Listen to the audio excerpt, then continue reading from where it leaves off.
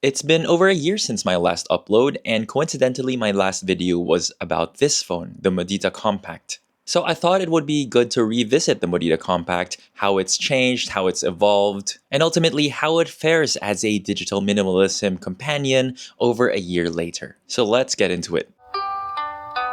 So this phone is now on version 1.5.0, and that's come with a few quality of life improvements. Let's talk through a few of them now. The first one is music. So now we have playlisting, which was not an option before. You can actually create your own playlists, although you can only do this from within the app and not from the command center as far as I know. But that's a big quality of life improvement because for me, that's just enough that I don't need a third-party music app. Another thing is that with their maps, you now have the option to turn on assisted GPS. Now, this is an optional setting because I think it does track a bit more data. But for me, this is really good because I was having a lot of trouble with the GPS, especially in indoor settings. And this just allows you to find your location or snap to your location a lot faster. There's also turn-by-turn navigation now in their native Maps app, but I still use Here We Go for most of my Maps needs just because it has turn-by-turn navigation in a more intuitive format for driving. They also updated their keyboard. Initially, when I first started using this device, the keyboard was really hard to use and quite slow, and so I had to install Gboard.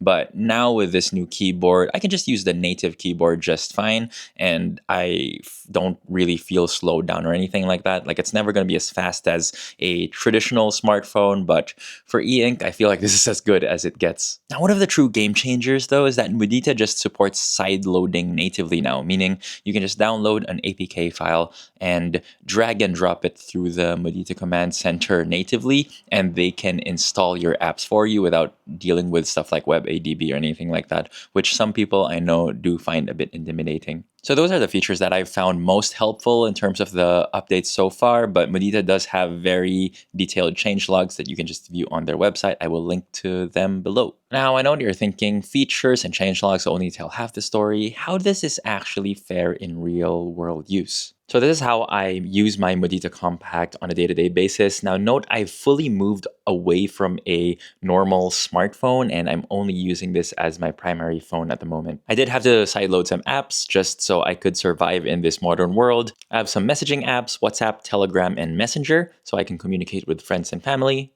I have a Kindle app, even though this does have a native e-reader. I just have a big backlog of Kindle books that I want to read. And this does actually support Kindle pretty well. Like, I find reading on the Kindle app easier than reading on the native e-reader app. I have a web browser here, but I don't really use it that much because it's not really that fast. But I do have Vivaldi. I have a calendar app called One Calendar, and I have Thunderbird for emails. I have a QR code scanner, and I have an app called Kisi so that I can enter my office because we have digital locks that require smartphones these days. I also have Instagram here, which might be surprising and maybe sacrilegious to a few people, but I do run a coffee account, which you can check out here if you want. And I do have a few friends who are only on Instagram, and so this is my only way to keep in touch with them. But trust me when I say that Instagram on an e-ink phone is a totally different experience, and I probably wouldn't get sucked in and doom scrolling anyway on this device. But for me, perhaps the biggest shift was actually installing an e-ink optimized launcher. I played around with a few. I tried a launcher called Ink OS, but I settled on this one.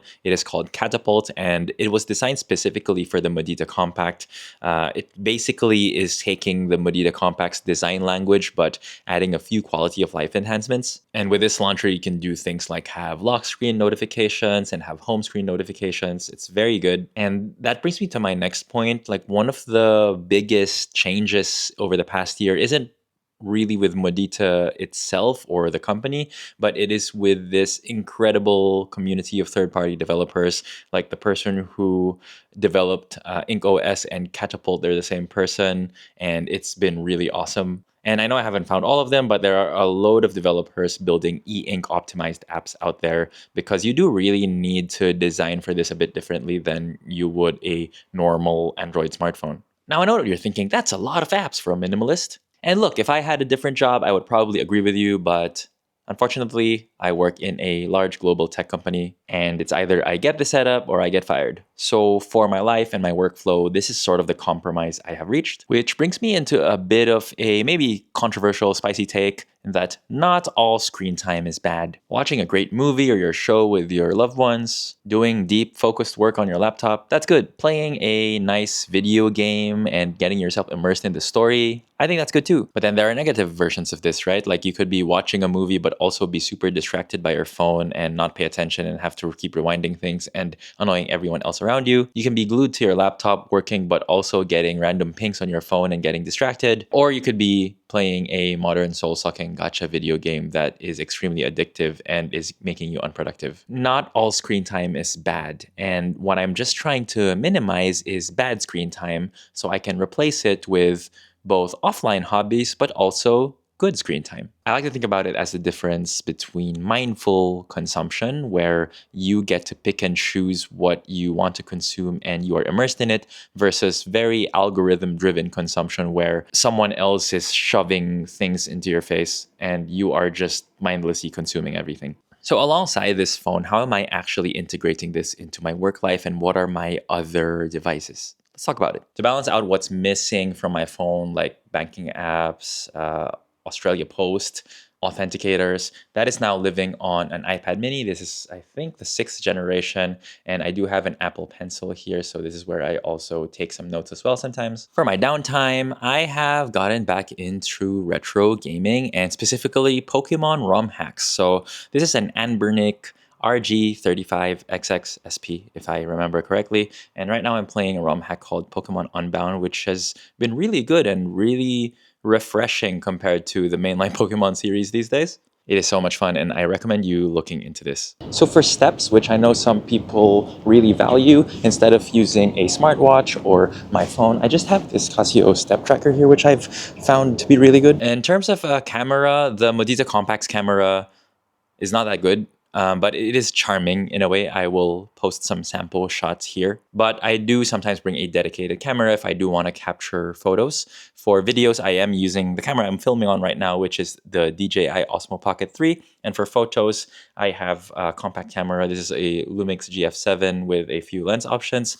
Or recently, my dad got me a film camera, which is a bit of a love and hate thing because I find it a bit challenging to use, and I have accidentally exposed the film to the sun when I try to empty it. But also it's fun in a sense because it really teaches you the value of patience. I mean, even with this digital camera right here, I'm not going and snapping something and then uploading it immediately into social media.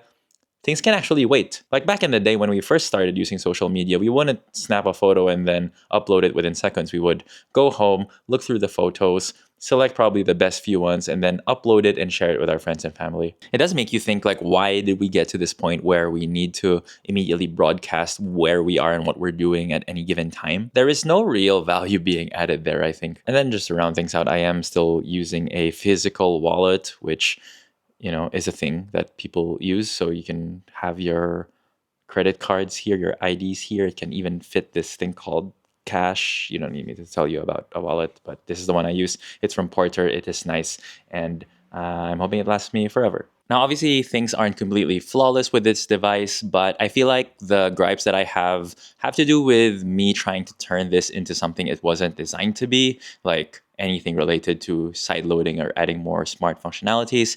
Like for one of the issues I have is that the native calendar device, while being nice to look at, actually doesn't really offer much in terms of sync functionality. So you can't really sync your work calendar to this one. It is just a self-contained calendar app. Getting push notifications from third-party apps that you sideload is a bit hit or miss. Like, I don't really know how to turn on the apps to always be running in the background. So you do get into situations where you sort of have to open the apps a few times a day just to make sure that the messages all load. Otherwise, you won't really know that someone actually messaged you. But I think that's okay. It's like treating it like mid-2000s email where you didn't really rely on notifications and you sort of had to open the app and refresh to actually see if anything happened. Now, otherwise, I don't really have too many gripes about this phone. A lot of the challenges I had from a year ago have now been solved either directly through Mudita's own software updates or indirectly via the amazing community of third-party developers out there. And this phone does really teach you the value of patience and makes you question how urgent things really are. Like, I think if something was truly, truly urgent, someone would just call me, and this still allows you to do that. But for most other things, things can really wait. And for me, this helps me take back my time and my attention and only really start to care about things when I really want to care about them versus being a bit of a slave to the notification panel. I'll have links in the description if you want to check this out, and hopefully it won't be a year till my next upload. I'll see you soon. Bye.